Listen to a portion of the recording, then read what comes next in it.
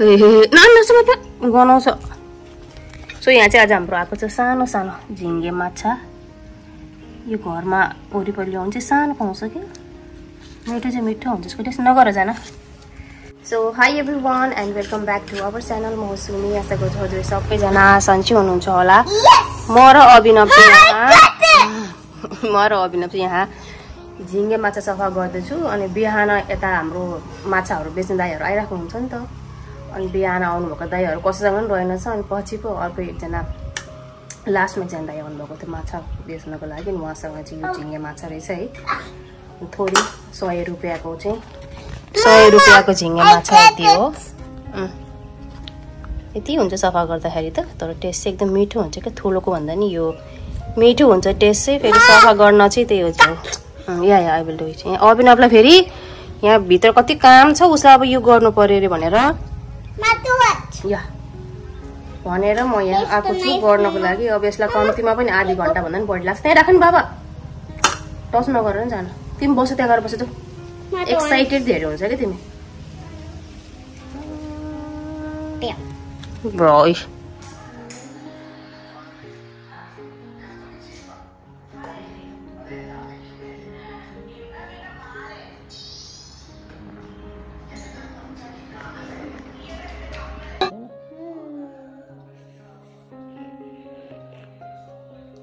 We need to put more videos of this. Yeah.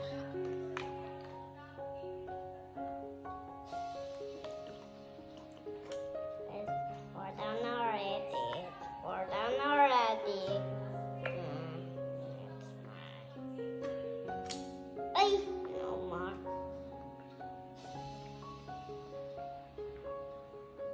We don't know that. We don't know that.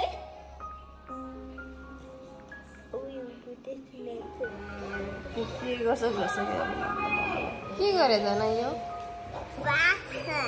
Fashion okay. Mosquito biting कस्तो खालको fashion हो कि।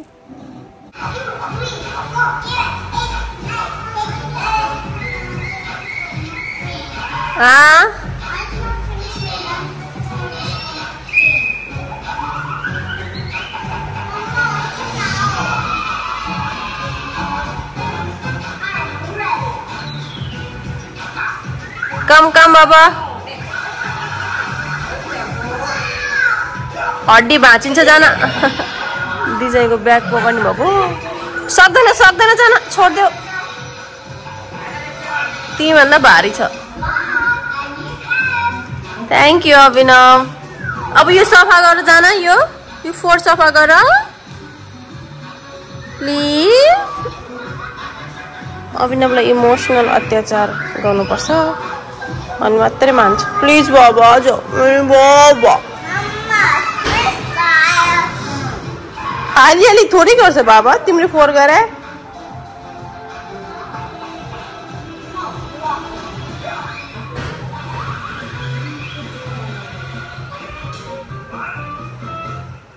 अनि हुँदा हुँदै November पनि सिद्धिन लाग्यो। डिसेम्बर जनवरी फेब्रुअरी अब हाम्रो उता दुबई पनि अब जाने नै भनिरहेको छौँ है। अर्को उसमा चाहिँ जाने नै भनिरहेको छौँ। तर मेरो कामै बनाएन क्या। यदि हजुरहरू पनि यता नेपालको हुनुहुन्छ र यतै इन्डियातिर हजुरहरूको विवाह भएको छ भने मलाई भन्नु होला। त्यो के हामीले कतिचोटि फोन गरेको त्यो एम्बेसीमा फोन पनि उठ्दैन। लास्ट टाइम मेरो एउटा साथीले पनि दिएको थियो फोन नम्बर। कति फोन गरेँ क्या। फोनमा फोन गरे पनि फोन पनि रिसिभ गर्नुहुन्न। इमेल गरी रिप्लाई पनि आउँदैन कि केही आउँदैन। अब सकेसम्म छिट्टै बनाउनु पर्यो भनेर सोचेको। अब उता नेपालबाट त मेरो बनेन अनि अब यतैबाट गर्नु पर्ला भनेर सोचेको। कामहरू केही बनिरहेको छैन कि केही कामै बन्दैन। अब यताबाट पनि के कार्डहरू बनाउनु पर्ला भनेर भनेको। कहिले के माग्नुहुन्छ एकदमै गाह्रो भइरहेछ कि यो कागजपत्रको कागजपत्रहरू जुटाउनै धेरै गाह्रो भइरहेछ। सकेसम्म चाहिँ अब अलिक छिट्टै बनाउन पायो भने सजिलो पनि हुन्छ है। आफूलाई पनि आनन्द हुन्छ। जति ढिला गऱ्यो त्यति फेरि के नयाँ रुल्सहरू आइसकेका हुन्छ है। त्यही भएर पनि एकदम धेरै गाह्रो भयो क्या। के गर्नु भइरहेछ। हजुरहरूलाई थाहा छ भने प्लिज मलाई त्यो नम्बर सेयर गर्नु होला, मलाई मेसेन्जरमा या त यता हाम्रो डिस्क्रिप्सन मुनि मेरो वाट्सएपको नम्बर पनि छ, हजुरहरूले मलाई त्यसमा गर्न सक्नुहुन्छ। यदि हजुरहरूले त्यहाँ अब के इमेलहरू गर्नुहुन्छ या त फोनहरू गर्नुभएको थियो भने चाहिँ कुन नम्बरमा गर्नुभएको थियो त्यो प्लिज मलाई एकचोटि पठाइदिनु होला। हाम्रो त के हो कि हस्बेन्डले कतिचोटि गरिसक्नु भयो क्या, फोन पनि उठ्दैन, इमेलहरूको गरेको पनि रिप्लाई नै हुँदैन। अब फेरि यताबाट टाढा केरला टु उता दिल्ली फेरि यस्तो टाढा पनि छ, अब केही कामै अब नबन्ने भने त्यत्तिकै गएर फाइदा पनि हुँदैन। एक त पैसा कति खर्च हुन्छ है, यहाँदेखि इन्डिया जानलाई कति के अरे दिल्ली जानलाई कति पैसा खर्च हुन्छ, यसमै पैसा खर्च हुन्छ, काम पनि बन्दैन। अनि फेरि अब हामी त नयाँ हो नि त, त्यो ठाउँमा कहिले गएको पनि छैन, हस्बेन्डलाई पनि प्रायः थाहा छैन क्या। त्यही भएर नि अस्ति हस्बेन्ड आगोलामा जाने हो कि भनेर पनि सोचेको, फेरि बच्चाहरूलाई यता एक्लै छोडेर जानु पनि नसक्ने, 4-4जना जाऊ 4-4जना आऊ। अनि फेरि ट्रेनमा जाने भए ट्रेनमा जाउँ भन्दै हुन्थ्यो। मलाई त्यो ट्रेन अहिलेसम्म चढेको छैन क्या, मलाई डर लाग्छ त्यो ट्रेनमा चढ्नको लागि। अब अरू पनि अब दाइहरू कोही केटा मान्छे भयो त सजिलो हुन्थ्यो, हाम्रो मात्रै फ्यामिली 2टा बच्चा लिएर है डर लाग्छ क्या। फिल्मतिर के देखिरहेको हुन्छ नि है, ट्रेनमा चढ्दाखेरि के भएको। अनि त्यसले गर्दाखेरि नि मलाई त्यो डरले गर्दाखेरि पनि त्यो ट्रेन चढ्न पनि डर लाग्यो। न त 3 दिन 4 दिनमा पुग्छ अरे यहाँबाट दिल्ली, पैसा पनि अब त्यो कमै हुन्थ्यो भनेर भनिराख्नु भएको थियो। अनि पैसा त के अब कमाएको पैसा त ट्राभल गर्दा सेटिन्छ क्या। अब यताबाट नेपाल जानु पऱ्यो भने त्यत्तिकै पैसा खर्च हुन्छ, जानु पऱ्यो आउनु पऱ्यो, अनि त्यो के पैसा त त्यत्तिकै त्यो ट्राभल गर्दै सेटिन्छ। अब यसपालि जाँदा कतिचोटि आउनुभयो हस्बेन्ड, अब हामीलाई नेपालमा पनि लिन आउनुभयो। फेरि मेरो चाहिँ यस्तो हो क्या, म एक्लै कतै जान नसक्ने, मलाई त्यो आँटै आउँदैन कि। बरु पहिला एक्लो जानु हुँदाखेरि चाहिँ अब जाने आउने नेपाल टु दुबई त सबै आफैले गरे हो नि त, एक्लै गरे हो। अनि अहिले त्यो बच्चाहरू भएको भएर नि होला मलाई त हिम्मतै आउँदैन क्या। अनि फेरि यहाँबाट त नेपाल जान त सम्भव छैन मेरो लागि जस्तो लाग्छ क्या। म केही थाहा छैन, अब त्यस्तो पारा हिँडिराख्ने पहिलादेखि त्यस्तो छैन क्या बानी मेरो बच्चादेखि, कतै पनि नजाने, घरमै बस्नु भएको भएर नि होला त्यो एक्लै कता जान आँटै नआउने क्या, आँटै नआउनु। नत्र त अहिले दिल्लीमा गएर एक्लै बनाएर आउन सक्ने भयो त बच्चाहरूलाई। अब अस्ति हस्बेन्ड भएको बेलामा म गएर बनाएर आउँथेँ, त्यो आँटै आउँदैन क्या।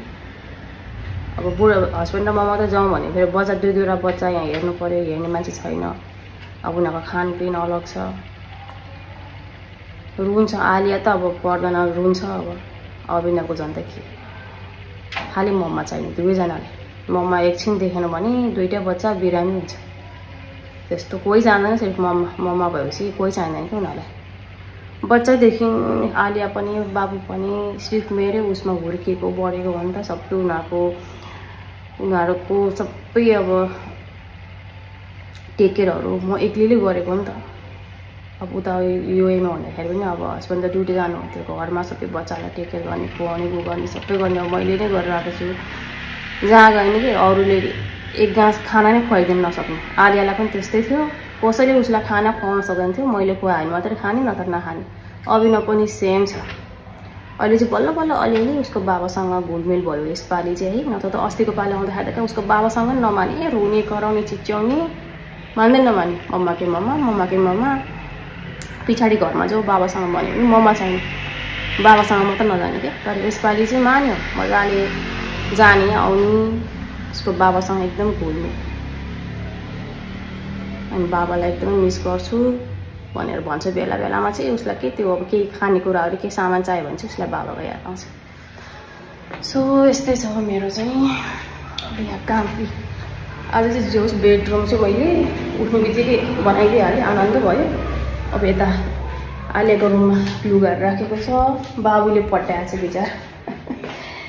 हाम्रो अभिनवलाई बिहे गर्ने केटी चाहिँ भाग्यमानी हुन्छ ल, घरको काम देख्नै हुँदैन, गरिदिइहाल्छ घरको काम त। लुगा पट्याउने, लुगा सुकाइदिने, सबै काम गरिदिनु हुन्छ अभिनवले। राइट बाबा? के भयो मेरो बाबालाई? अयो थाक्यो, चक्चक गरेर थाक्यो हो बाबा? को आयो बाहिर? सो यही चाहिँ आजको ब्लग। फेरि भेट्नु चाहिँ म हजुरहरूसँग नेक्स्ट ब्लगमा। तबसम्मको लागि हजुर पनि राम्रोसँग बस्नु होला, सुरक्षित रहनु होला। सो प्लिज हजुरहरूलाई त्यो फोन नम्बरहरू या त केही थाहा छ भने केही जानकारी थाहा छ भने प्लिज मलाई WhatsAppमा हजुरहरूले कन्ट्याक्ट गरेर मलाई भनिदिनु होला है। जसरी नै बनाउनु छ मलाई गर्नु छ, जति ढिला गऱ्यो उति नै झन् धेरै गाह्रो भइरहेको छ है। सो सी बाई बाई, नमस्कार एन्ड टेक केयर।